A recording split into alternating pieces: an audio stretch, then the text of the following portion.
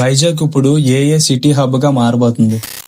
ఎందుకంటే గూగుల్ లాంటి పెద్ద సంస్థ మన ఇండియాలో, అది కూడా మన వైజాగ్ లోని ఒక ఆర్టిఫిషియల్ ఇంటెలిజెన్స్ హబ్ ని నిర్మించబోతుంది $15 బిలియన్ తోటి.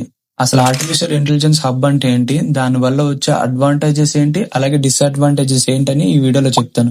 ఆర్టిఫిషియల్ ఇంటెలిజెన్స్ హబ్ అంటే గూగుల్ డేటా సెంటర్ గా, అలాగే ఇన్నోవేషన్ కి, రీసెర్చ్ కి, స్కిల్ డెవలప్మెంట్ కి, ఏఏ మోడల్ డెవలప్మెంట్ కి, ఇవన్నీ కూడా ఒక దగ్గరే ఉంటాయి. అసలు ఏఏ హబ్ వల్ల వచ్చే అడ్వాంటేజ్ ఏంటంటే, గూగుల్ లాంటి పెద్ద సంస్థ వచ్చిందంటే ఆ చుట్టుపక్కల చిన్న చిన్న కంపెనీలు కూడా వస్తాయి.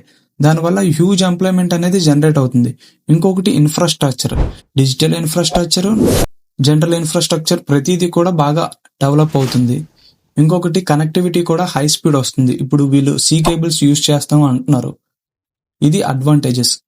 ఇలాంటి పెద్ద కంపెనీలు రావడం వల్ల డిసడ్వాంటేజ్ ఏంటంటే, ఎనర్జీ అండ్ వాటర్ చాలా ఎక్కువగా యూజ్ చేస్తారు. దానివల్ల చుట్టుపక్కల ఉన్న ఊర్లకు అన్నిటికీ కూడా తగ్గిపోయే పరిస్థితులు ఉంటాయి. ఇంకొకటి ఎన్విరాన్మెంట్ కాజెస్ అనేవి వస్తాయి. ఇంత పెద్ద హబ్ పెడుతున్నారంటే చిన్నగా పెట్టరు కదా, పెద్దది పెడతారు. దీనివల్ల ఎన్విరాన్మెంట్ కాజెస్ కూడా చాలా వస్తాయి.